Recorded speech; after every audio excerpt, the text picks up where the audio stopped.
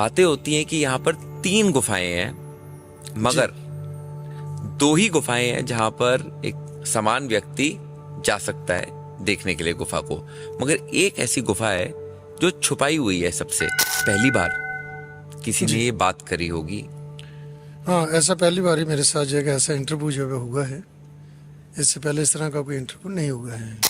आप 1000 आदमी आप देख लीजिए कि गुफा के अंदर वो वहाँ जा सकता है। कोई लोग घोड़े से आ रहे हैं, कोई लोग पालकी में आ रहे हैं, कोई लोग नंगे पांव चल के आ रहे हैं, कोई लोग क्रॉल करके रिगड़ के आ रहे हैं। क्या मेरी श्रद्धा गिरती है अगर मैं चल के नहीं जा रहा और मेरे हाथ पांव सलामत हैं, मगर मैं कभी घोड़े से जा रहा हूँ, कभी पालकी पे जा रहा हूँ?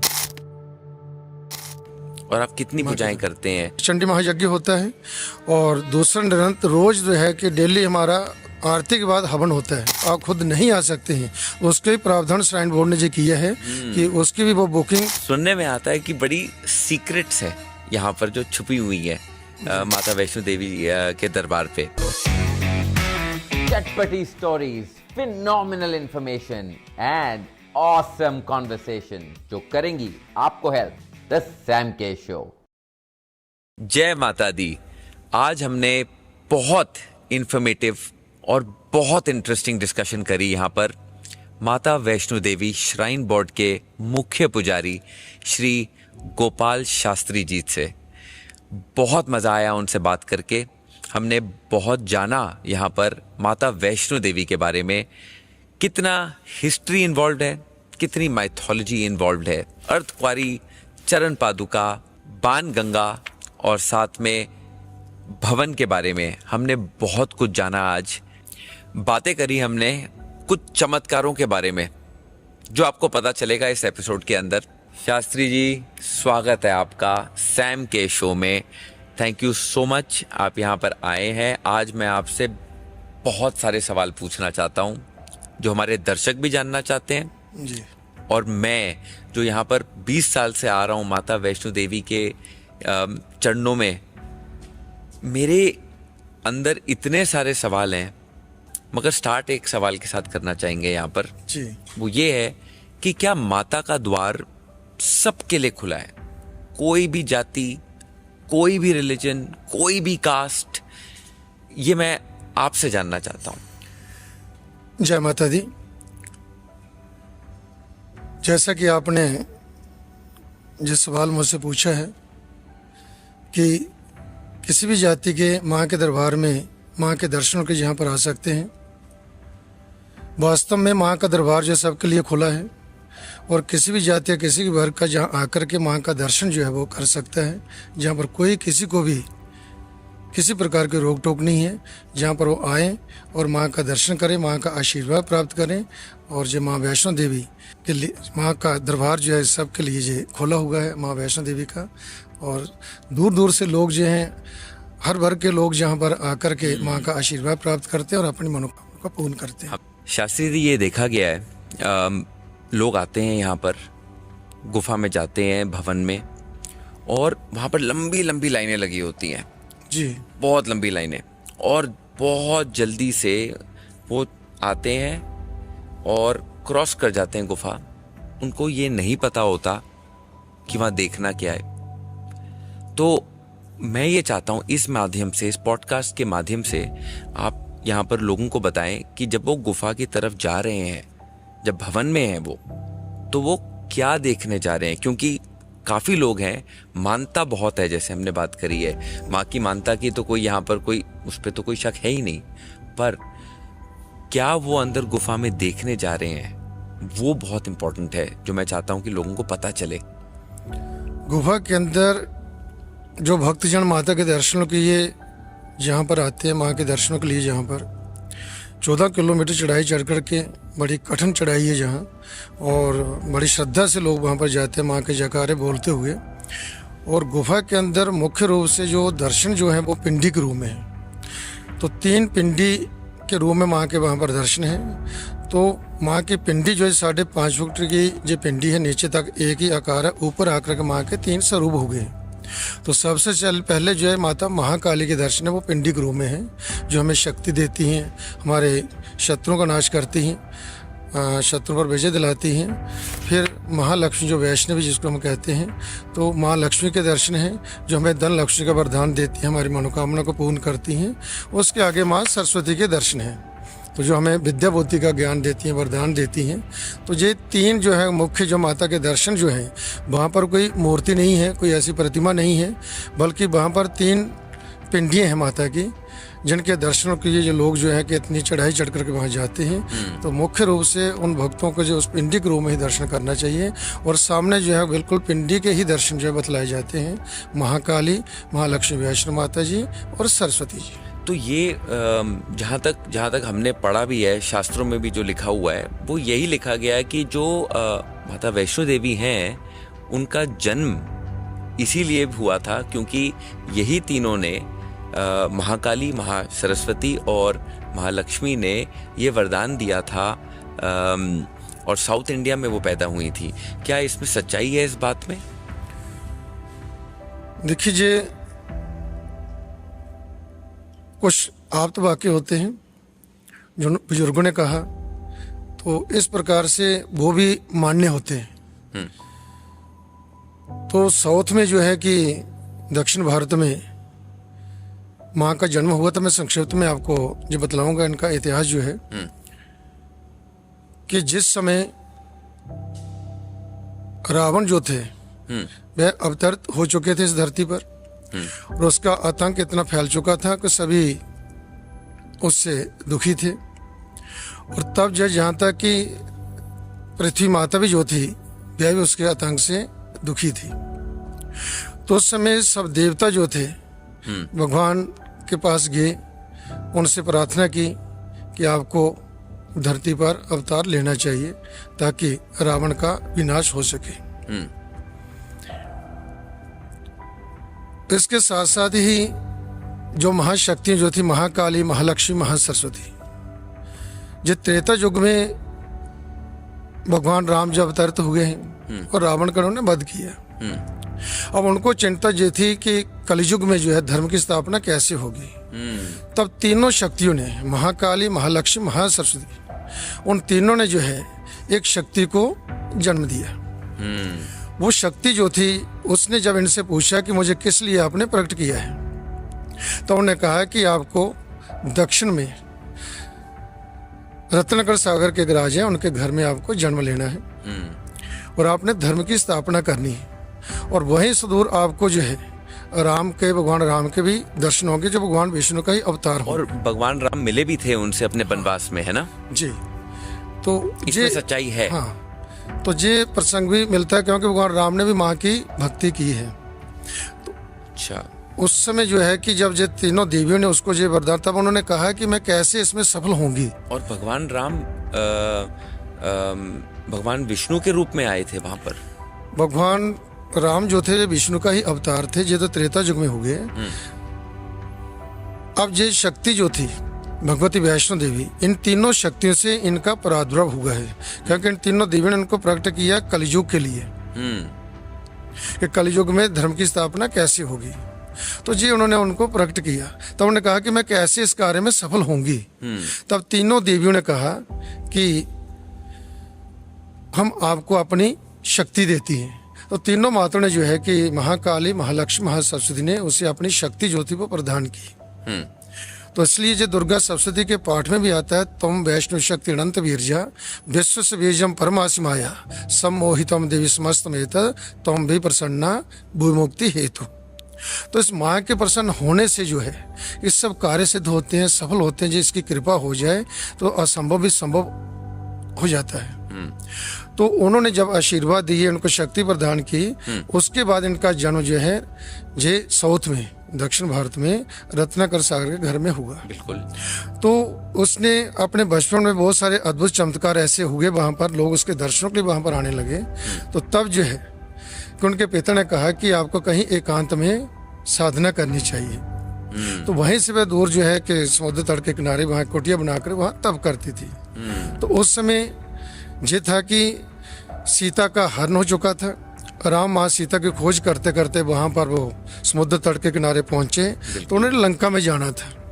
तभी उन्होंने वहां पर उस कुटिया को देखा कि जहाँ इस निर्जन वन में कौन रहता है। तो भगवान वहां पर आए और देखा कि एक देवी जो है वहां पर वो तप कर रही है। तब उसे अंतःकरण प्रेरणा हुई कि जिसकी मैं आराधना कर रही हूँ वो देव मेरे द्वार पे खड़े हैं। तब उन्होंने उनका स्वागत किया। तो उन्होंने अपनी मनोकामना ने पूछा कि आप कौन हो, आपका क्या नाम है। तब उन्होंने अपना परिचय दिया कि मैं रत्नाकर सागर की बेटी हूँ, मेरा नाम वैष्णवी है और मैं आपको पति रूप में प्राप्त करना चाहती हूँ, इसलिए यहाँ पर तप कर रही हूँ, तो मेरी आप मनोकामना पूर्ण करें। तो उन्होंने कहा कि मैंने इस अवतार में एक पत्नी का व्रत लिया है। मेरी पत्नी का रावण ने हरण कर लिया है, मैं वहीं पे जा रहा हूँ। रावण का वध करके जब मैं सीता को लेकर वापस लौटूंगा, फिर अपना वेश बदल करके यहाँ पर आऊँगा। यदि उस समय बदले हुए वेश में आपने मुझे पहचान लिया तो मैं आपको अपनी अर्धांगिनी स्वीकार कर लूंगा और अपने साथ ले चलूंगा। तो उसने कहा ठीक है, आपकी जिस कार्य के लिए आप जा रहे हैं उस कार्य में आपको सफलता मिले और मैं आपकी राह देखूंगी।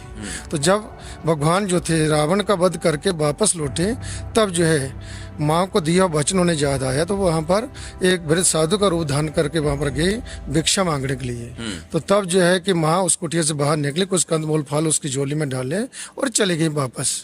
तो बदले के वेश उसने नहीं पहचाना। ये भी हुआ ना कि पहचाना ही नहीं, उसने पहचाना ही नहीं। तब भगवान जो थे वो अपने असली रूप में आ गए, राम के रूप में। तब जब माँ ने पीछे मुड़ करके देखा कि जो आराध्य देव जिनकी मैं आराधना कर रही थी, जिनकी प्रतीक्षा कर रही थी, मैं उनको पहचान नहीं सकी। तो उससे माँ ने कहा कि चाहे मुझे जन्म पर जन्म क्यों न लेना पड़े, हर जन्म में आपकी आराधना करूंगा, आपको पति रूप में प्राप्त करके ही रहूंगी।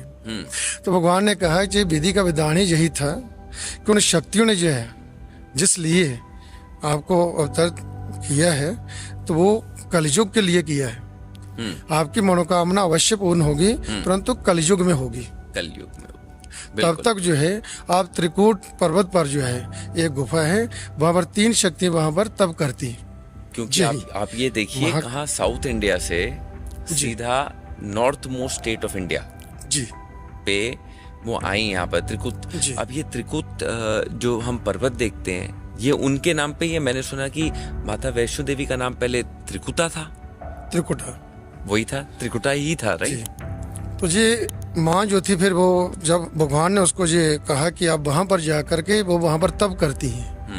ये तीनों शक्तियां जो हैं, जहाँ पर महाकाली, महालक्ष्मी, महाशक्ति जहाँ तप कर रही हैं, आप भी उन्हीं में बैठ करके वहीं तप करें। तो उनकी आज्ञा से वहां से माँ अंतर ध्यान हुई और इन पिंडियों में आकर के समा गई, वो एक तेज के रूप में। तो ये इन्हीं से ये तेज प्रकट हुआ था, जैसे माँ भगवती का प्रादुर्भाव हुआ था, इन्हीं में आकर के समा गई हैं और इन्हीं में यहाँ बैठ करके जहाँ पर ये तप कर रही हैं। और भगवान ने जो उनको ये वरदान दिया है कि वहाँ पर तप करें और जो भी भक्त जन तेरे दर्शनों के वहाँ पर आएंगे तो उनकी मनोकामना पूर्ण करेंगे। तो इसलिए माँ जहाँ साक्षात वैष्णवी ये तप करे इस पिंडी के रूप में, तो इसलिए जहाँ भगवती के साक्षात दर्शन है और जो भी भक्त जन माँ के दरबार में जहाँ पर आते हैं इस पिंडी रूम में जो दर्शन करते हैं, माँ का आशीर्वाद प्राप्त करते हैं, उनकी सब मनोकामना पूर्ण होती हैं, उनके पापों का नाश होता है, उनके सभी कष्ट दुख जो है दूर होते हैं, उनका जीवन सुखी होता है। तो इसलिए इसका विशेष महत्व ये है कि इस पिंडी का ही विशेष महत्व है कि उसके दर्शनों से भक्तों का कल्याण होता है, उनकी मनोकामना पूर्ण होती है। तो शास्त्री जी 10 लाख साल पहले की बात होती है कि यहाँ पर आर्कियोलॉजिस्ट कहते हैं कि यहाँ पर गुफाएं पाई गई थी, यहाँ पर त्रिकुटा जो पर्वत है वहां पर। मगर 700 साल पहले डिस्कवर करी गई ये जी पंडित श्रीधर के द्वारा कि यहाँ पर माँ वैष्णो देवी थी जी। इसमें क्या सच्चाई है? भक्त श्रीधर जी माँ के उपासक थे। तो माँ ने उन्हें सपन में दर्शन दिए कि मैं इस गुफा के अंदर पिंडी के रूप में विराजमान हूँ। तो सपन में उन्हें अपने साथ वो ले गई और गुफा के अंदर जो अपने पिंडी के रूप में दर्शन दिखलाए और कहा कि इस पिंडी रूप में जहाँ पर मैं विराजमान हूँ मेरी आप पूजा करना। तेरे घर में कोई संतान नहीं है, मैं तुझे 4 संतान का वरदान देती हूँ, तेरे घर में 4 पुत्र होंगे। तो भक्त श्रीधर जी ने जो सपन जैसा देखा था, प्रातःकाल उठ करके जैसा माँ ने वो दिखलाया था उसको रास्ता, उसी पे चल पड़े और भक्त श्रीधर जी वहाँ पर उस स्थान पर जा पहुँचे जो स्थान माँ ने उसे बतलाया था सपन में। तो जैसा सपन में उसे बतलाया गया वैसा उसने वहाँ पर पाया। उस पिंडिक रूम में भक्त श्रीधर ने वो दर्शन किए और माँ की पूजा करना प्रारंभ कर दी। तो माँ के आशीर्वाद से जो है उसके घर में 4 पुत्र हो गए, जबकि उसके कोई संतान थे ही नहीं।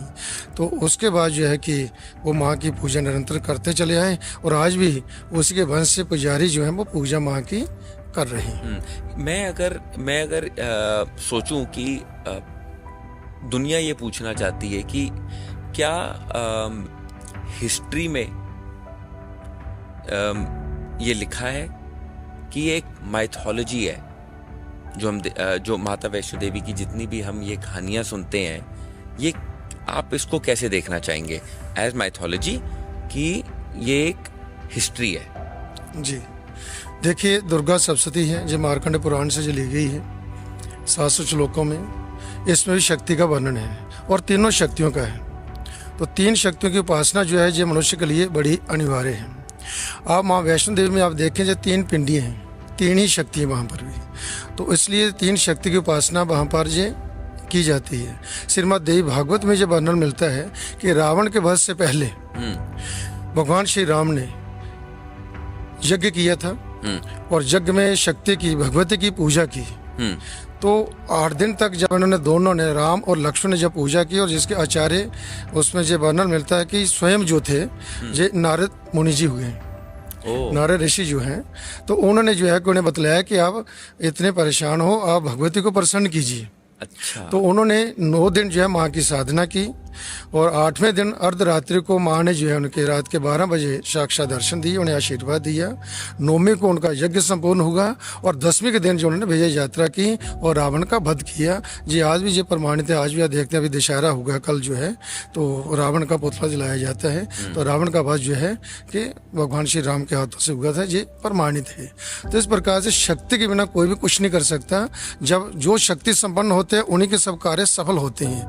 तो भगवान श्री राम ने पहले शक्ति की उपासना की, फिर उस कठिन कार्य को वह कर सके।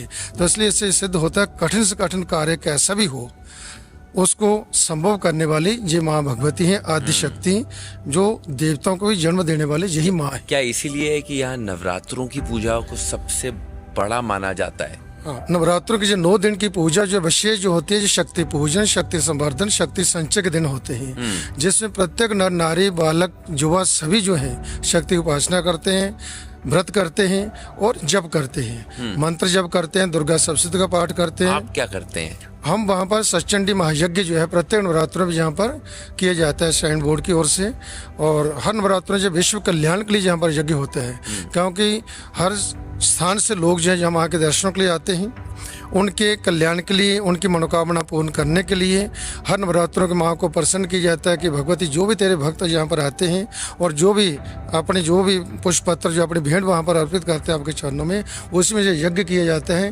ताकि उनको वो आशीर्वाद मिले। कितने लोग आते हैं नवरात्रि के टाइम पे जब पूजा नवरात्रों में ये कि प्रतिदिन की अगर देखें तो 40 से लेकर 50,000 तक लोग, कई बार 60,000 तक भी लोग वहाँ पर पहुँच जाते हैं दर्शनों के लिए। तो जब कई बार छुट्टियाँ बीच में आती हैं तो उसमें यात्रा और ज़्यादा बढ़ जाती है। तो नवरात्रों में लगातार अगर देखें आप तो 40 और 50 के बीच में जी निरंतर यात्रा चलती है। और आप कितनी पूजाएं करते हैं एक दिन में? क्या आप हर घंटे वहाँ पर आरती होती है, हर घंटे कुछ वहाँ पर यज्ञ होते हैं, या किसी प्रकार का वहाँ पर हवन होता है कि कुछ स्पेशल होता है उस टाइम पे? हाँ, स्पेशल भी होता है। स्पेशल तो ये हर 6 महीने में नवरात्र में जो स्पेशल जो सचचंडी महायज्ञ होता है, और दूसरा निरंतर रोज जो है कि डेली हमारा आरती के बाद हवन होता है। तो उस हवन में जो है पहले तो हम हवन करते ही थे, जहाँ पर जो विशेष दुर्गा सप्तशती से ही जो 4था अध्याय है, 5वां है, 11वां, 12वां श्री सूक्त और पुरुष सूक्त जो है, और बीज मंत्र निवारण मंत्र का जो है ये वहाँ पर हवन किया जाता है। तो जिसमें पहले तो ये केवल मात्र हवन होता था और उसमें कोई सम्मिलित नहीं होता था, हमारे पंडित ही होते थे, वही वहाँ पर हवन करते थे। आज जो है कि वहाँ पर जो है कि अगर कोई अपनी बुकिंग वहाँ करवा करके हवन की, वहाँ पर हवन जो है वो करवा सकता है। तो उसमें कहीं जो है कि कितने लोग, शास्त्री जी कितने लोग करा सकते हैं ये? उसमें जो है कि एक टाइम में एक पार्टी जो होती है एक टाइम में 5 लोग जो है 5 लोग की बुकिंग होती है, उसमें जो एक फैमिली की जो 5 लोग वहाँ बैठ सकते हैं। तो इस तरह से जो कि 3 फैमिली वहाँ पर बैठ सकती है। 5 लोग की एक फैमिली होती है, मैक्सिमम 5 लोग अलाउड है फैमिली के। जी सर। और 3 फैमिलियां एक टाइम पे बैठ करके वहाँ पर हवन कर और ये सकते हैं। भवन में होता है। जी, भवन में दरबार में बिल्कुल गुफा के बाहर ही हमने वहाँ पर एक यज्ञशाला बनाई है बिल्कुल भूमि के ऊपर। तो वहाँ पर जो है कि पटाखे करवाते, पहले सरस्वती भवन था वहाँ पर हम करवाते थे, वहाँ पर ही शुरुआत की थी। लेकिन अब जो है कि वहाँ पर यज्ञ जो है शाला थोड़ी बनाई गई है, तो वहाँ पर स्थान अब बैठने का है। तो वहाँ पर जो हवन जो करवाया जाता है उसमें भी वो भक्त सम्मिलित हो सकते हैं। अपने कोई जन्मदिन होता है, किसी का जो है मैरिज एनिवर्सरी होती है, तो उसमें जो है वो अपनी बुकिंग करवा सकते हैं। इसके साथ साथ जो है लोग जो है कि उसमें अपने परिवार के लिए, उनके सुख समृद्धि के लिए जो हवन करवाना चाहते हैं तो आप खुद नहीं आ सकते हैं, उसके भी प्रावधान श्राइन बोर्ड ने जो किया है कि उसकी भी वो बुकिंग करवा के तो उनके नाम गोत्र जो है वो लेकर के उनकी शुभकामनाएं जो है वहाँ पर की जाती है, माँ से प्रार्थना की जाती हैं। तो वो भी हमारे पास बुकिंग जो है कि बहुत सारी आती है वहाँ पर, तो हम उनके भी स्वयं नाम नहीं आ पाते उनके लिए नहीं आ सकते हैं, उनके लिए ये सुविधा बना रखी है। और ये 15 लोग जो आपने बोला, 3 फैमिलियां अगर हैं और 5 की एक फैमिली है तो 15 लोग हुए वहाँ पर। ये 15 व्यक्ति पूरे दिन की बात कर रहे हैं हम कि हर घंटे पे बात कर रहे हैं हम? नहीं जी, प्रातःकाल आरती के बाद जो हवन होता है, जो तकरीबन पौना घंटा जो है हवन चलता है, तो उस पौने घंटे में वहाँ पर वो बैठ सकते हैं। बस एक ही बार जहाँ पर हवन सुबह सुबह होता है उसमें वो लोग सम्मिलित हो सकते हैं। और ये ऑनलाइन बुकिंग होती है? ऑनलाइन बुकिंग होती है। क्या बात? तो उसमें जी तो पूरा डिजिटल है ये? जी सर, जी सर। शास्त्री जी, आपको अब एक सवाल पूछना चाहूंगा मैं। जी पूछिए। सुनने में आता है कि बड़ी सीक्रेट्स है यहाँ पर जो छुपी हुई है माता वैष्णो देवी के दरबार पे। बातें होती हैं कि यहाँ पर 3 गुफाएं हैं, मगर 2 ही गुफाएं हैं जहां पर एक समान व्यक्ति जा सकता है देखने के लिए गुफा को, मगर एक ऐसी गुफा है जो छुपाई हुई है सबसे। और ये क्यों छुपाई हुई है, और ये सही है कि ये गलत अनुमान है मेरा? देखिए, गुफा जो है वो 3 है जो बनाई गई है। तो चौथी गुफा जो है जो वो प्राकृतिक गुफा है, जिसमें से माँ ने प्रवेश किया था उस गुफा के अंदर। तो पहले ये था कि एक ही गुफा थी जो प्राचीन गुफा प्राकृतिक थी, भक्तजन उसी में से जाते थे, उसी से वापस आते थे। तो अंदर दीवा जलाना भी मुश्किल होता था क्योंकि ऑक्सीजन नहीं थी। ओहो। तो उस समय जो है कि 20-25 लोग जो थे जब थोड़े इकट्ठे हो जाते तो वहाँ के जो पंडित लोग थे वो अपने साथ उनको ले जाते, तो लोग करते हुए ऐसे तो वहाँ पर उनको दर्शन करवाते थे। तो जहाँ कोई बिजली का कोई नहीं था, तो कोई साधन नहीं थे उस समय, तो फिर वो जो लोग जो है 20 लोग वापस आते, फिर दूसरे 20 आगे अंदर जाते थे। तो उस समय इतनी यात्रा भी नहीं होती थी। ये कब फिर धीरे धीरे यात्रा जब बढ़ना शुरू हो गई। ये हम शास्त्री जी कब की बात कर रहे हैं जब ये होता था? भक्त सिरधर जी को जब माँ का दर्शन हुआ, उसके बाद जो है कि जहाँ स्थानीय लोगों को पता चला कि क्योंकि भक्त सिरधर के घर जब 4 संतानें हुई, उसके संतान ही नहीं थी, तो कैसे हुई, तो उसने जब लोगों को बतलाया कि माँ की कृपा से ये सब हुआ है, तो वो सब लोग धीरे धीरे जाने लगे। ऐसे ही माँ का प्रचार हुआ। आज चलते चलते जो है कि पूरे विश्व से लोग जो माँ के दर्शन के यहाँ पर जे आ रहे हैं। तो उस समय थोड़े ही लोग जाते थे।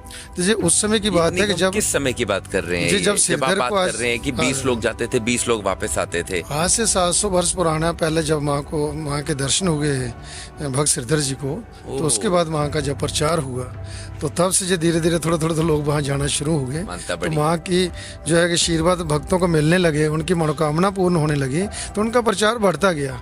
तो बढ़ते बढ़ते जब श्राइन बोर्ड ने 86 में जब इसको अंडरटेक किया, तो उसके बाद जो है कि और ज़्यादा जहाँ पर और बहुत सारी सुविधा लोगों को मिलना शुरू हुई, और अब दूर दूर से लोग आकर के माँ का दर्शन करते हैं, माँ का आशीर्वाद प्राप्त करते हैं, अपनी मनोकामना को पूर्ण करते हैं। तो शास्त्री जी, आपने अभी थोड़ी देर पहले बोला था कि 20 लोग जा सकते थे उस गुफा में, और अंदर जाते थे वही 20 लोग पहले बाहर आते थे। तो ये वही गुफा है क्या जिसको अब बंद कर दिया गया है कोई सिक्योरिटी रीजंस की वजह से? जी जी, वही गुफा है, प्राचीन गुफा है। अब जो है कि यात्रा इतनी ज़्यादा है कि जिसमें वहाँ से जाना जो है, क्योंकि अगर उस गुफा से ही जाएंगे तो कठिन है और बड़ी मुश्किल से वहाँ तक रेंगते हुए लोग वहाँ पर पहुँचते हैं, वहाँ के पिंडियों तक। तो इसलिए उनकी सुविधा के लिए दूसरी गुफा का निर्माण होगा, ताकि वो पिंडियों तक लोग जा सके और एक अच्छे ढंग से वो दर्शन करके। तो अभी 2 ही गुफाएं चल रही हैं जो जहाँ से जितने भी श्रद्धालु हैं अभी ये 2 गुफा के माध्यम से जा सकते हैं। जहाँ पर जो है कि गुफा तो वहाँ पर 3 हैं। एक गुफा से लोग जो हैं वो जाते हैं और उसी गुफा से वापस आते हैं, तो वो थोड़ी बड़ी गुफा है। दूसरी 2 गुफा जो हैं, एक गुफा जो थी पहली जब बनी थी 1976 में बनी थी। डॉक्टर कर्ण सिंह जी जो इसके धर्मा ट्रस्ट के जो थे चेयरमैन थे, पहले धर्मा तो ट्रस्ट उनके द्वारा ही वो वहाँ पर जो पहली गुफा का निर्माण हुआ था। उसके बाद जो है कि पुरानी गुफा से लोग जाते थे, उस गुफा से बाहर आते थे। फिर यात्रा जब श्राइन बोर्ड बना तो और ज़्यादा बढ़ गई। फिर उन्हें एक गुफा और बना दी, यात्रा और बढ़ गई। तो यात्रा जैसे बढ़ गई तो उसको देखते हुए ताकि लोगों को सुविधा मिल सके, फिर तीसरी गुफा का भी निर्माण किया।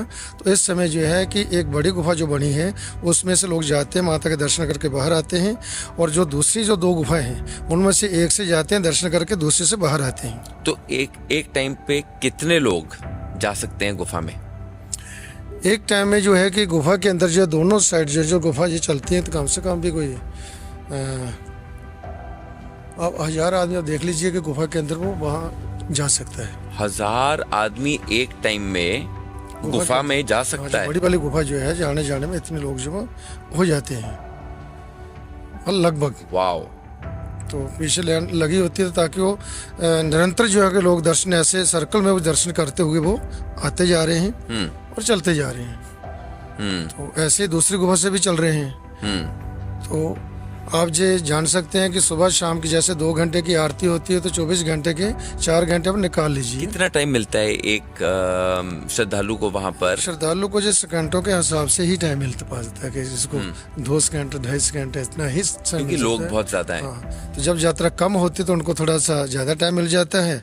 जब ज्यादा रश बढ़ जाता है तो लोगों को भी जल्दी होती है। मगर ये 1 या 2 सेकंड वाली बात नहीं है। एक तो है, हमें याद रखना पड़ेगा, पहले तो 12 किलोमीटर चल के गया है ये श्रद्धालु वहां पर।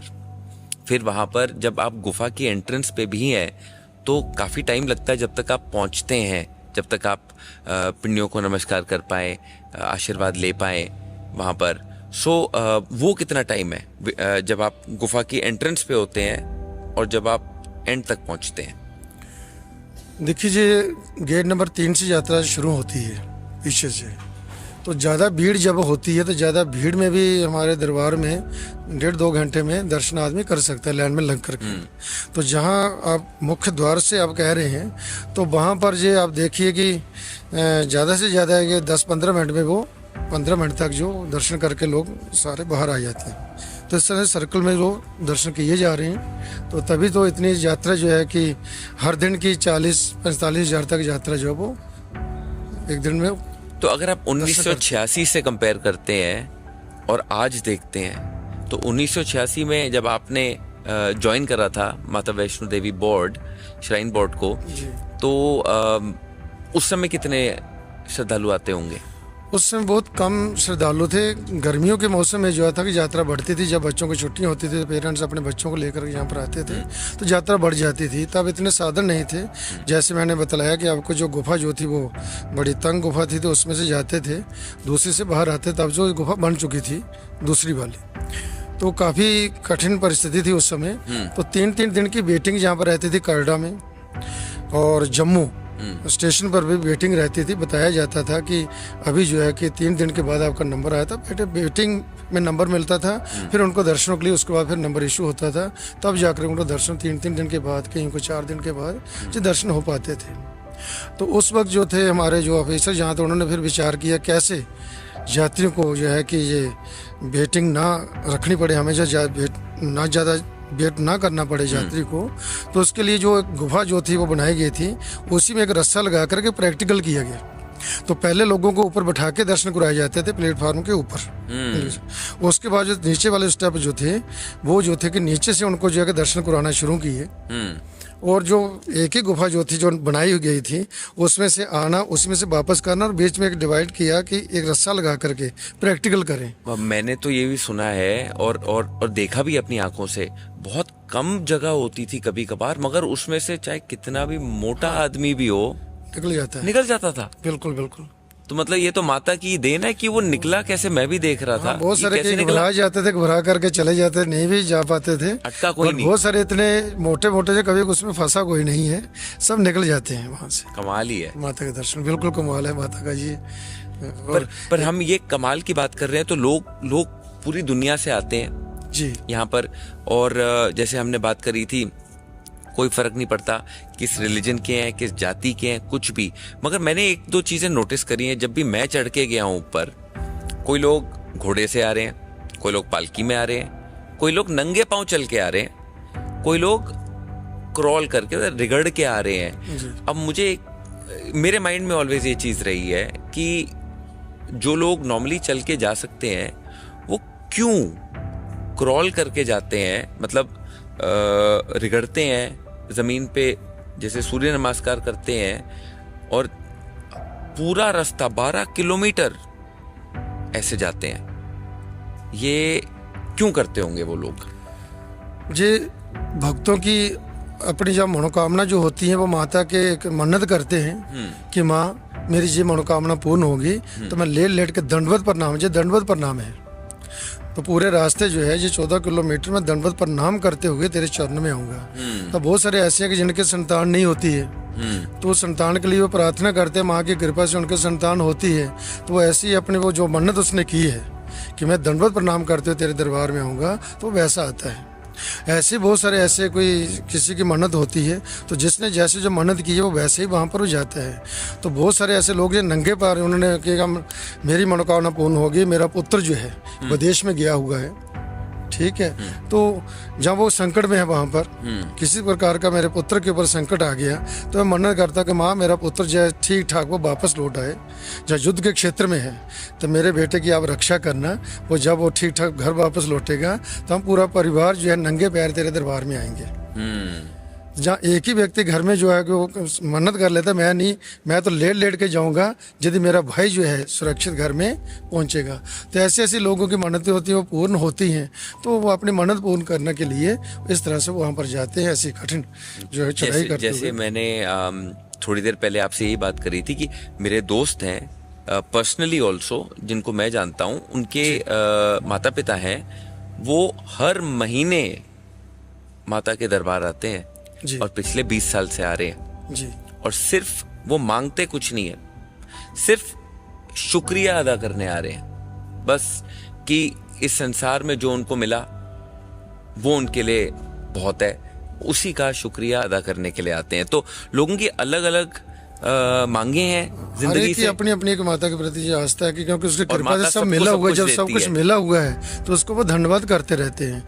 इसी तरह बहुत सारे ऐसे लोग जो हैं कि जहाँ तक मैं आपको बताऊं कि यहाँ पर एक भक्त हैं सचदेवा जी, मैं उनका नाम ले रहा हूँ कि मैं जब शुरू से आया था तो नौजवान थे, उनकी जवानी देखी, उनका बुढ़ापा भी देख रहा हूँ इस वक्त भी। तो इस समय वो 80 साल के, लगभग 80 साल के हैं, तो उनको कैंसर है। तो ऐसे संकट से वो निकल रहे हैं कि जिन्होंने शादी नहीं की, जब जवानी में उसको कैंसर होता है और उसके बाद उसने शादी नहीं करी है कि मैं शादी किस लिए करूँगा, मुझे कैंसर है। तो अब तक जो है कि जब मैंने उनको देखा कि जम्मू स्टेशन से वो पैदल आते थे, तो पहले तो मैं सोचता कि शायद ये झूठ बोलते। एक बार मैं बस में जा रहा था, रास्ते में उनको देखा कि हाथ में पानी की बोतल लिए हुए, एक थैला उसने अपने कंधे उठाया होगा, तो वो चल रहा है। तो जम्मू स्टेशन से पैदल आते थे जब जवानी में थे, तो माँ के दरबार में हर महीने और आज भी आते हैं। तो अब उसकी 80 साल की अवस्था हो चुकी है, अब कैंसर वाला इतनी से बच सकता है क्या? तो बस उसने यही है कि माँ की कि बस माँ अपने चरणों से लगाए रखना, तेरा आशीर्वाद मिलता रहे, बस चलते फिरते ऐसे में। तो आज भी जो इस अवस्था में वो चल रहा है, तो ये अद्भुत चमत्कार होता है माता की कृपा से। तो इसलिए लोग जो है कि उसका धन्यवाद करने के लिए आते हैं कि तू, जो आदमी सोच नहीं सकता मैं कुछ दिनों का मेहमान हूँ, तो वो वर्षों वर्षों जो है वो अपना जीवन जीता हुआ आगे बढ़ता है।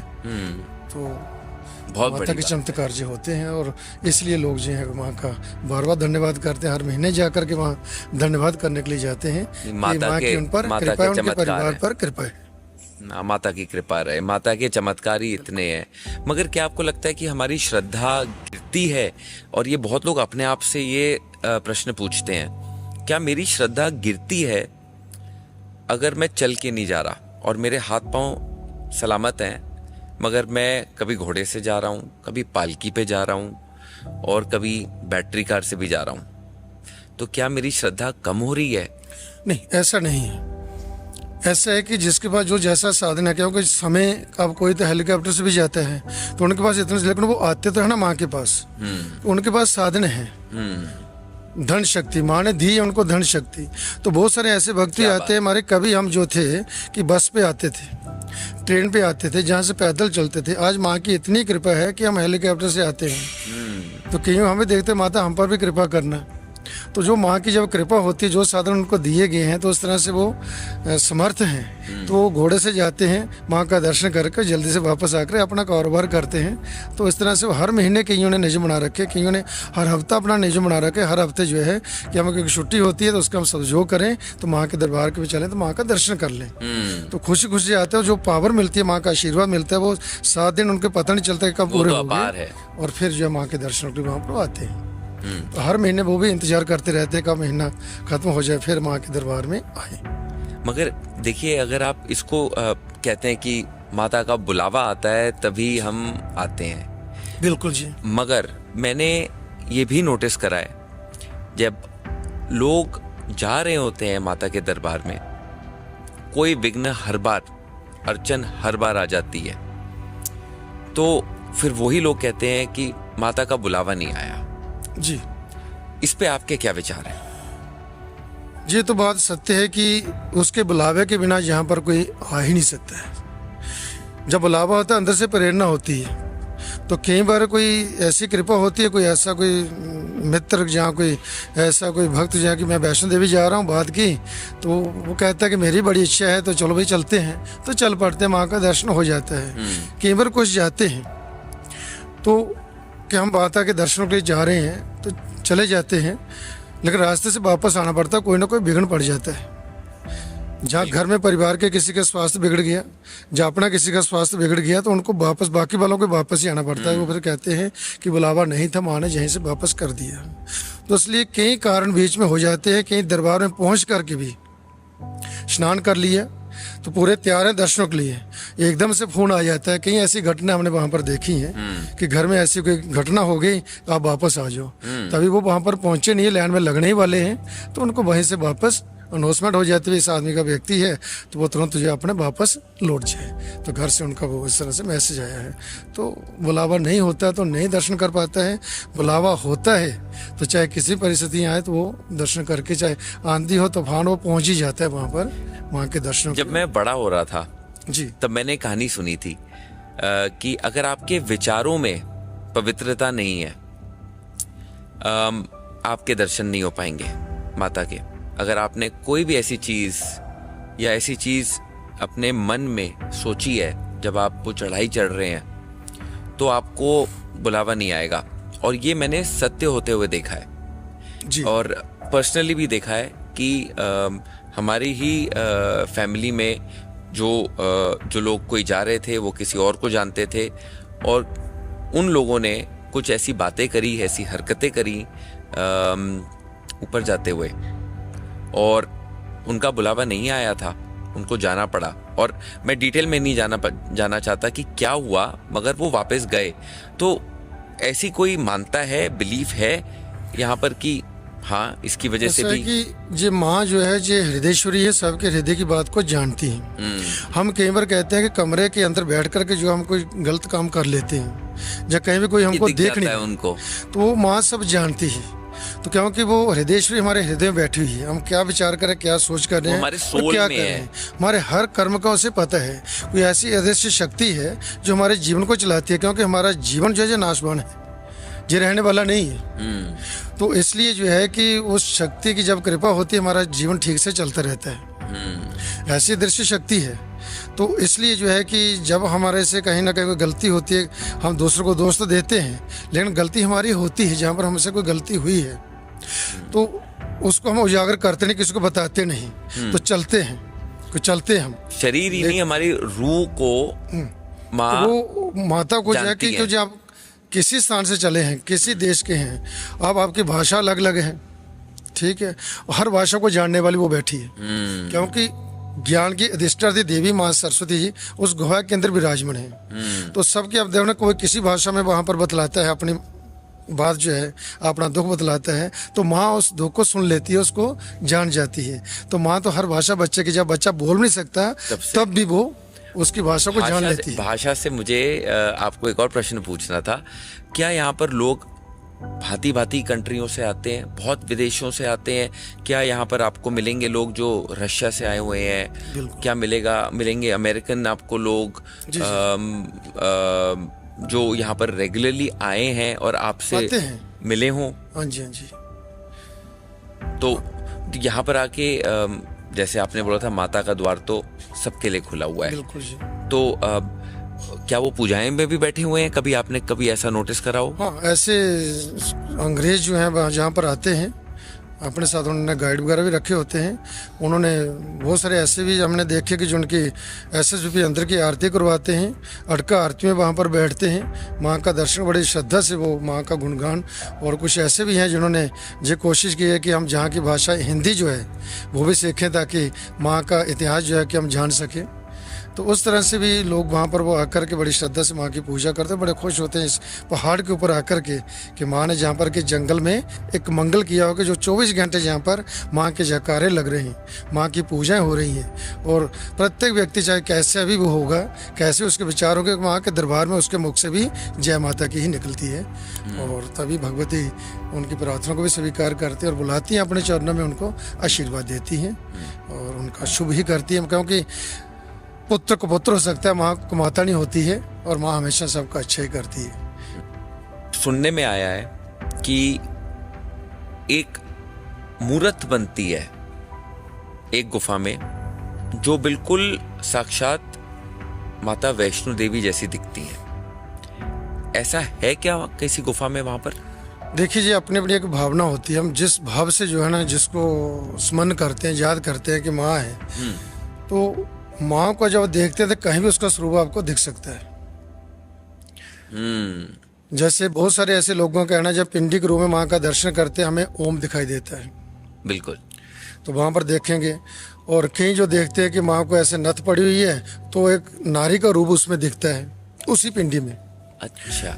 तो इस तरह से अपना अपना भाव है। जैसे आप उसको, माँ को आप पुकारते, उसको जैसे हमने माँ से प्रार्थना की, सही बात। तो बहुत सारे लोगों की ऐसा मानना होता है कि महाराज हम तो घर से चले थे, तो माँ हमने लाइन में नहीं लग सकते, क्या करें, कैसे हमें दर्शन होंगे। तो बहुत सारे ऐसे लोगों के हम वहाँ पर खड़े थे, तो ऐसे भाई ने कहा कि ऐसे खड़े हैं, जब भाई तुम भी लाइन में लग जाओ, चलो दर्शन करने के लिए। माता की मेरे को ना बहुत ऐसी कुछ बातें आपसे करनी है जो मेरे माइंड में रही हैं बड़े होते होते। मेरे को किसी ने इन चीज़ों के आंसर नहीं दिए, और मुझे जानना है कि जैसे हम बात करेंगे, मैं आपसे अभी पूछूंगा, जैसे अर्धकुंवारी का क्या अर्थ है, बाणगंगा का क्या अर्थ है, भैरव मंदिर है, अब भैरव मंदिर का क्या अर्थ है?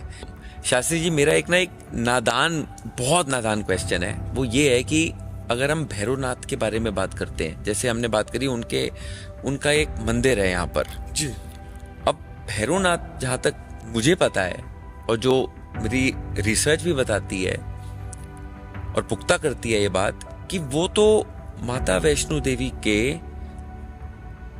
पीछे थे, उनको तंग कर रहे थे जी, उनको फॉलो कर रहे थे, और माता वैष्णो देवी उनसे भाग रही थीं। और ये भी सुनने में आया कि उन्होंने उनका वध भी करा बाद में जी। तो उनके नाम पे यहाँ पर माता वैष्णो देवी श्राइन बोर्ड के ही अंदर एक भैरव मंदिर क्यों है? जी, ऐसा है कि योगी भैरवनाथ का जब माँ ने वध किया, तो उस समय योगी भैरवनाथ जी ने माँ से क्षमा प्रार्थना की थी कि माँ, मैं तुझे पहचान नहीं सका और मुझे क्षमा कीजिए कि लोग मुझे पापी कहेंगे। तो कहते हैं कि अंतिम समय भी जब व्यक्ति प्रायश्चित करता है, अपने पापों के लिए क्षमा याचना करता है, तो देव जो है क्षमा करते हैं। तो जब भैरव ने जो है माँ से क्षमा प्रार्थना की कि मैं पापी हूँ और मैंने आपका पीछा करते हुए जहाँ तक पहुँचा, और आज जो है कि आपने मेरा वध कर दिया, तो लोग मुझे पापी करेंगे, माँ मुझे क्षमा कर दो। तो माँ से जब उसने क्षमा मांगी तो उस समय माँ ने उसे क्षमा करते हुए ये कहा कि आपने अपने अंतिम समय में अपने पापों का प्रायश्चित करते हुए जो भी आपसे गलती हुई तो उनका प्रायश्चित करते हुए आपने क्षमा प्रार्थना की है, इसलिए मैं तुझे क्षमा करती हूँ। क्या उनको मोक्ष चाहिए था? हाँ, उनको मोक्ष चाहिए था, इसलिए उन्होंने पीछा किया कि इन्हीं के हाथों मेरा मोक्ष होगा, इन्हीं के हाथों मेरा वध हो ताकि मुझे मोक्ष मिले। मोक्ष मिले। तो उस समय जब उन्होंने जो क्षमा याचना की तब माँ ने जो उनको वरदान भी दिया। जो आप मंदिर के लिए बात कर रहे हैं कि वहाँ पे मंदिर की स्थापना है, तो जहाँ पर शीश उसका गिरा था, जहाँ से 2 किलोमीटर दूर वहाँ पर शीश उसका जब गिरा तो माँ ने कहा कि मेरी पूजा के बाद तेरी पूजा भी भक्त करेंगे। जय माता दी। मतलब ये तो बहुत बड़ा दिल चाहिए। इससे ऐसी ये चीज- सिद्ध होता है कि बड़े से बड़ा पापी, बड़े से बड़ा कुकर्मी भी जब माँ की शरण में आकर के अपने पापों का प्रायश्चित करता है, माँ से क्षमा प्रार्थना करता है, तो माँ उन्हें भी क्षमा करती है। कितना और बड़ा उनका दिल जीवन भी चाहिए सुखी हो जाता है इसके लिए। हाँ, तो ये वरदान माँ ने उसको दिया था कि मेरी पूजा के बाद तेरी पूजा भी वहाँ पर होगी, तभी उनकी यात्रा जो है वह सफल होगी। तो इसलिए भैरव जब देव हो गए हैं तो इसलिए उसका मंदिर जो है वहाँ पर वो स्थापित है और श्राइन बोर्ड ने उस मंदिर का काफ़ी डेवलपमेंट वहाँ की है। अभी नवरात्रों में वहाँ पर एक जो है निःशुल्क लंगर की व्यवस्था वहाँ पर की गई है। वहाँ पर जो भक्त जन आए तो भैरव के दर्शन करके वहाँ लंगर प्रसाद भी वो प्राप्त कर सकते हैं। और चरण पादुका का क्या अर्थ है? चरण पादुका ऐसा है कि जब जोगी भैरवनाथ माँ का पीछा करता हुआ चल रहा था पीछे, तो चरण पादुका माँ ने रुक करके पीछे मुड़ कर देखा कि जोगी भैरवनाथ उसके पीछे आ रहा है, तो वहाँ उसके रुकने के चिन्ह जैसे रुकी तो जमीन पे उसके पाँव लगे। तो वो आज भी जो चरण चिन्ह जो है वहाँ पर हैं, जिनके दर्शन करते हैं भक्तजन और वहाँ का चरणामृत लेकर के अपने जीवन को तो ये सफल वध से पहले जब वो उनसे बस से पहले बचना हाँ, ट्राई जब वो कर चल रही थी आगे और भैरव पीछे था, कि तब का जब उसने मुड़ करके पीछे देखा तो भैरवनाथ उसके पीछे आ रहा था।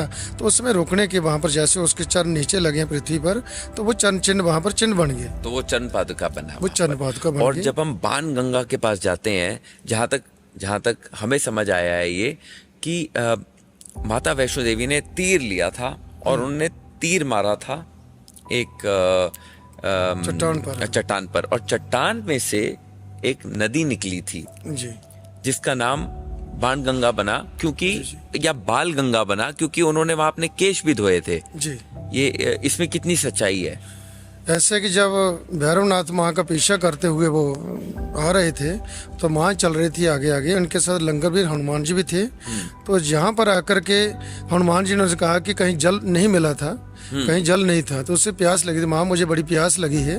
तो तब माँ ने उस समय बाण मारा वहाँ पर, तो बाण मारने से वहाँ गंगा प्रकट हुई। तो हनुमान जी ने वहाँ जल पिया और अपनी प्यास बुझाई और फिर माँ ने वहाँ पर स्नान भी किया और अपने केश बाल जो थे धोए थे। इसलिए इसके 2 नामों के द्वारा पुकारा जाता है, बाण गंगा और बाल गंगा।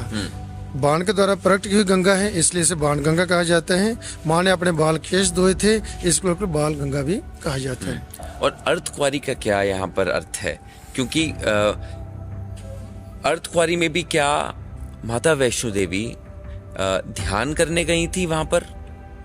हाँ, जब जोगी भैरवनाथ पीछा करते हुए इनके पास चल रहे थे तो अर्धकुंवारी में जाकर के उस गुफा में जो है माँ जो है वहाँ पर बैठ गई और वहीं उसका ध्यान लग गया, वहाँ पर तप करने लगी। वहां उन्होंने तप करा और एक ही गुफा है वहां पर? वो एक ही गुफा है और 9 महीने तक माँ जो थी वहाँ पर वो वहाँ पर रही। जैसे एक बच्चा जो है माँ के गर्भ में जो है 9 महीने तक रहता है, वैसे ही माँ 9 महीने तक वहाँ पर उस गुफा के अंदर तप करती रही, इसलिए उसका नाम जो था गर्भजून पड़ा।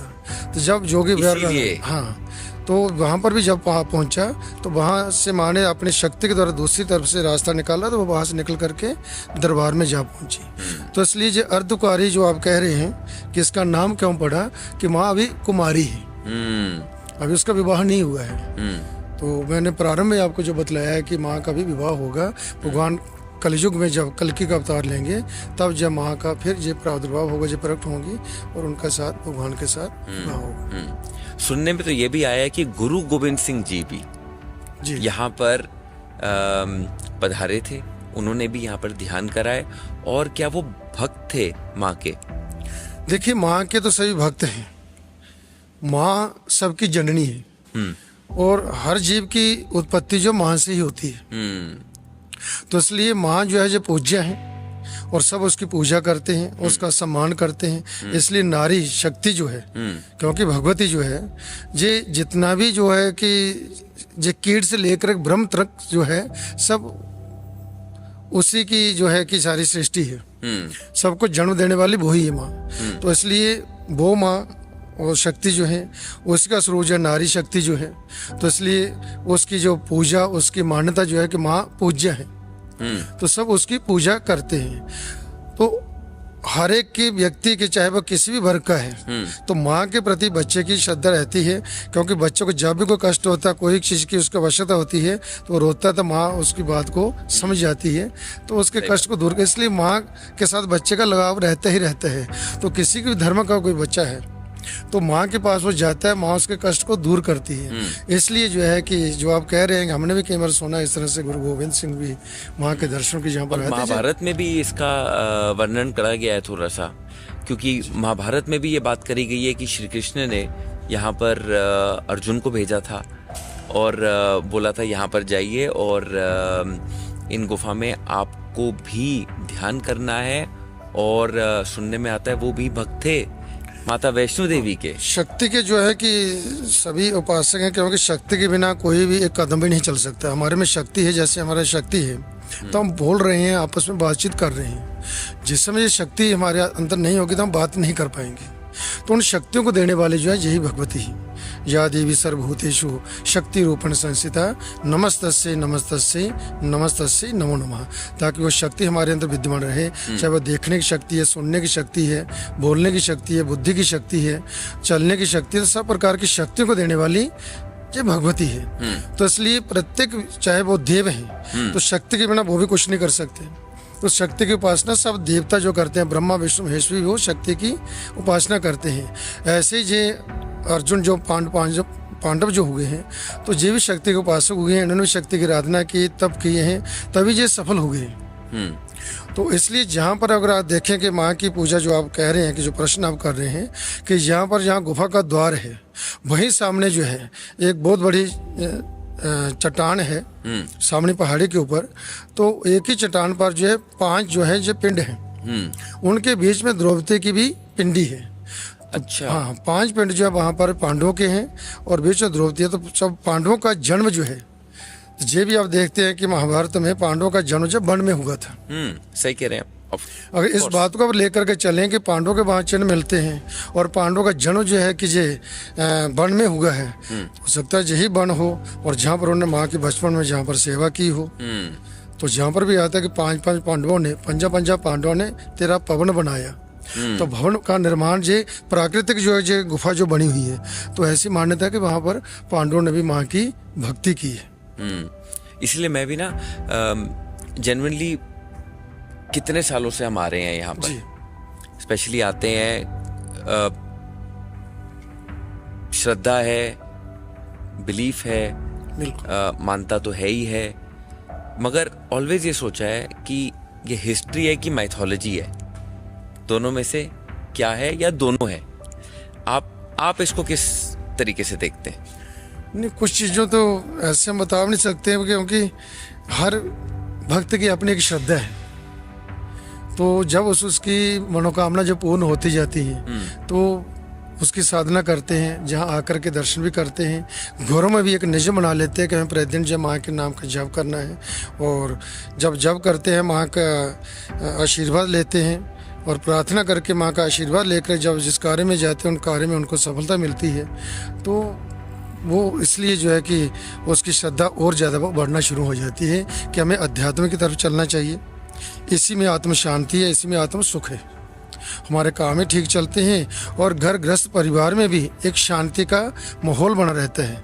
तो जब परिवार में उस तरह से रोज़ प्रतिदिन जो है को भक्ति होती है, माँ का आशीर्वाद लेकर के, चाहे वो बच्चा जो है कि अपनी पढ़ाई के लिए जा रहा है तो वो भी माँ को प्रणाम करता है, अपने माता पिता को प्रणाम करता है, फिर वो जाता है तो उसका ज्ञान बढ़ता है, उसको सफलता मिलती जाती है, आगे बढ़ता जाता है। तो उसकी आस्था जो है वो उसके प्रति जो बढ़ती जाती है कि मुझे अब माँ के दरबार में भी जाना चाहिए। और कई बार वो परिवार अपने माता पिता से कहता है कि मुझे बहुत दिन हो गया, मुझे अब पेपर आ रहे हैं, मुझे पहले दर्शन करवाओ। जहाँ जहाँ पेपर हो जाते हैं, चलो जी माता का मत्था टेक के आए ताकि मैं सफलता मुझे प्राप्त हो, मैं आगे बढ़ूँ। तो माता पिता को ये रहता है कि हमारा बच्चा जो है कि होनहार हो, एक अच्छे रास्ते पर चलते हुए वो कामयाबी को प्राप्त करे। तो माँ से आशीर्वाद वो लेने के लिए जो है माँ से प्रार्थना करते हैं। तो इसलिए जो उस तरह से लोगों की जो अध्यात्म की तरफ ही जो दोनों चीज़ें आ जाती हैं। सही कह रहे हैं, सही कह रहे हैं। बट एक चीज बताइए, आप मुख्य पुजारी हैं जी यहाँ पर श्राइन बोर्ड पे, माता वैष्णो देवी ट्रस्ट पे आपको इतना बड़ा यहाँ पर ओहदा मिला हुआ है। आपकी क्या विजन है, आप क्या देखना चाहते हैं, आपकी जो पोजीशन है आज की डेट में, आप क्या कंट्रीब्यूशन करना चाहते हैं? इसमें जो है कि मेरा अपना तो कुछ मुझे अद्भुत चमत्कार लगता है अपने जीवन का। मैं कहाँ पैदा हुआ, कहाँ से ज्ञान प्राप्त किया, किन गुरुओं के मुझे आशीर्वाद मिले, माता पिता के आशीर्वाद मिले, और ऐसे चलते चलते जो है कि जहाँ तक पहुँचा। क्योंकि बचपन से ही मुझे माँ की भक्ति जो थी वो संतोषी माता का मैं व्रत किया करता। शुरू से मेरी साधना यहीं से प्रारंभ हुई थी कि जब भेंट आती थी, करती हूँ तुम्हारा व्रत में, तो उस तरह से वो भेंट जब हम सुनते थे तो मन में जिज्ञासा रहती हम भी व्रत करें। आप भेंट करते थे, आप गाते थे?